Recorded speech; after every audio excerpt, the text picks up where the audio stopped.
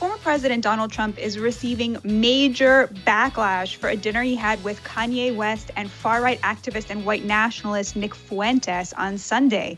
Trump tried to blame the rapper, who now goes by Ye, saying Ye agreed to have a solo dinner at Mar-a-Lago, but 3 other people unexpectedly showed up, including Fuentes. Trump's team went into full damage control mode, claiming he had no idea who Fuentes was when he arrived and describing the dinner as quick and uneventful. Despite their best efforts, the dinner received lots of backlash, including from former New Jersey Governor Chris Christie, who said the dinner was, quote, an awful lack of judgment that makes Donald Trump, quote, an untenable general election candidate for the Republican Party in 2024. The White House also chimed in. Deputy Press Secretary Andrew Bates released a statement saying, quote, bigotry, hate, and anti-Semitism have absolutely no place in America, including at Mar-a-Lago. Joining us now to discuss the controversy is former Special Assistant to President Biden and former Press Secretary to First Lady Jill Biden, Michael LaRosa, and Deputy Editor of Off the Press and host of Can't Cancel Rob Smith, Rob Smith. Welcome to you both. Thank you. So, Rob, let's start with you. First of all, thank you for your service, sir. What were your first thoughts when you heard that Trump had broken bread with Nick Fuentes? Well, my first thoughts was that it's sort of an outrageous lack of judgment, I would think, on the part of Trump and anybody that's surrounding him. You have to understand, I've been personally targeted by Fuentes myself for being Black and gay and all of these other things that people like him, hate. And, Nick Fuentes is what they pretend Republicans are. He is an anti-Semite. He is a white nationalist. He is a disgusting racist, and he is a homophobic. He is homophobic. He is literally the worst of the worst. Okay, there's no defending that. So the Trump team and Trump himself, he can try to distance himself from it. He can sort of try to pretend as if he didn't know who Nick Fuentes was. Maybe that's true. Maybe it's not. But I would say that anybody that's really on the Trump 2024 team right now, hardcore, would have to think serious about whether or not they want to spend the next 2 years defending these unforced errors and the serious lack of judgment when it comes to having a dinner with Nick Fuentes. Yeah, what did you make of this, Michael? It just feels a little like deja vu, like we've seen this movie before. Sadly, I think like the cake is already baked. The people who support Trump, who love Trump, his loyal base, this isn't going to change much for them. I think it's another example, sort of, the associations that he keeps and the things that he does and says and he doesn't take responsibility for.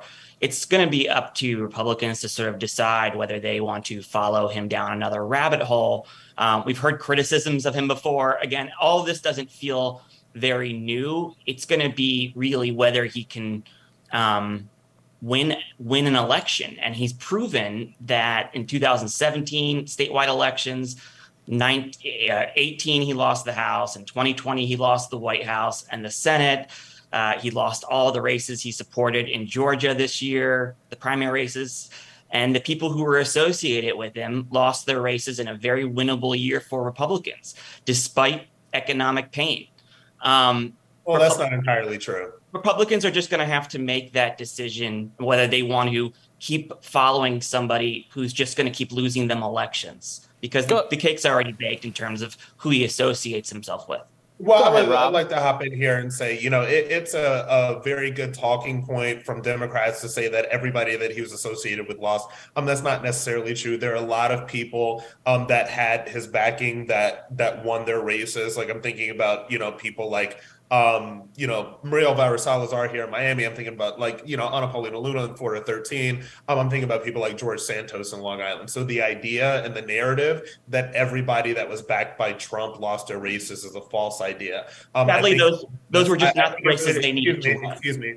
I think it really does speak to candidate quality, right? And so those are very strong candidates that were not harmed by their association with this. I also have to disagree. What makes this situation different is this, and I'm somebody that was sort of on the coalition in 2020, the log cabin Republicans, did what they call a Trump Pride coalition, right? And so I actually stumped for the candidate at the time, his candidate for president. So the difference between now and then is that between 2018 and 2020, there were a lot of things that were sort of like made up and elevated by the left. There were tweets that were sort of misquoted. There were quotes from Trump himself that were misquoted. You had these sort of very fine people on both sides smear, which is one of the biggest smears and biggest lies to ever come from the left. So that stuff, you can sort of explain that away because that stuff was lies.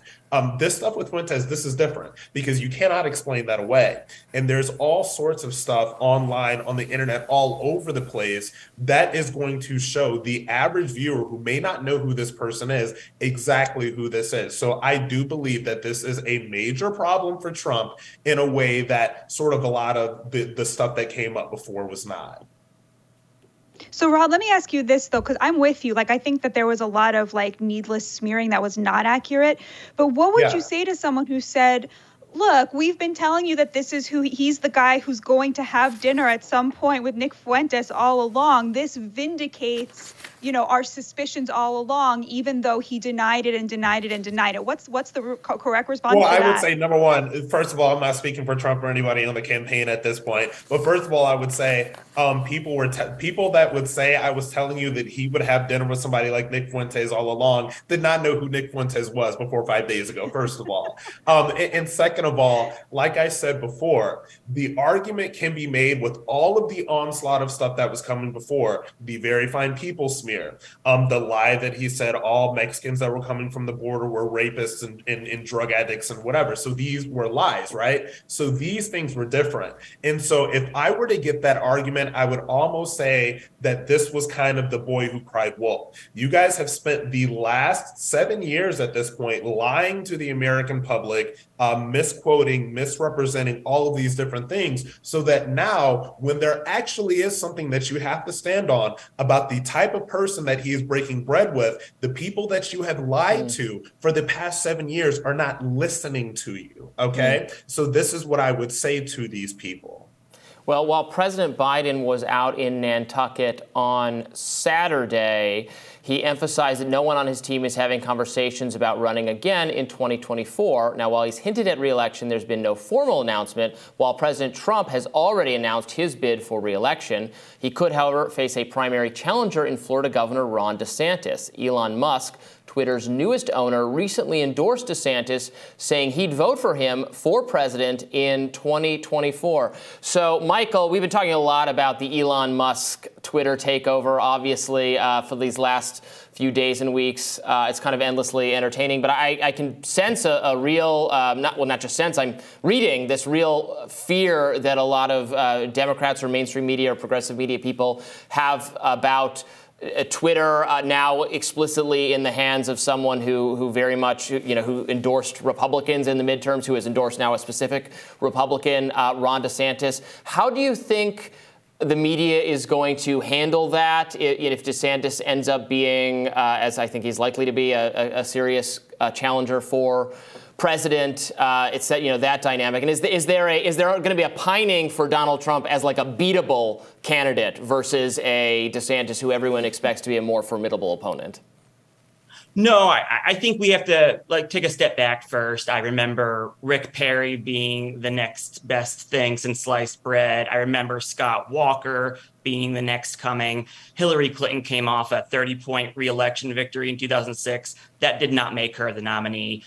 We need to give Governor DeSantis a chance to have the tires kicked a little bit by the media, by Republican voters. He doesn't just have to go through a Republican primary. He has to go through a Republican primary with Donald Trump, where we have to see how he's going to withstand the constant assault on his character, on himself, day in and day out, the way a lot of other Republicans had to deal. And then we need to see what kind of candidate he is coming out of that. But he's not going to run to the center in a primary. He's already very far right. He has a lot of questions to answer for in terms of culture wars that he's tried to start in Florida. He's by no means a moderate Republican that Democrats should be scared of. In fact, I don't really think that he's much of a threat at all when you look at independent voters and what they voted for. Independent voters in Michigan and Pennsylvania, they don't look anything like voters in Florida.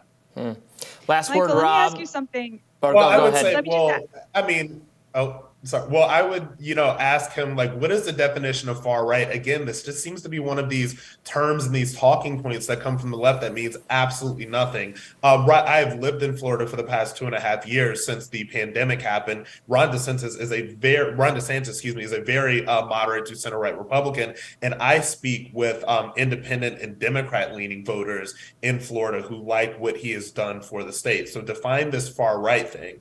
I don't think you can. I think that this is somebody that, should he decide to run, Ron DeSantis will be a very formidable general election opponent. And the reason that he will be is because he actually has a record to stand on. This is not somebody that needlessly engages in culture wars. The Parental Rights and Education Act was something that people were asking for. It's something that most people agree with, even here in Florida, a lot of other places as well. So I don't agree with this characterization of him being far right.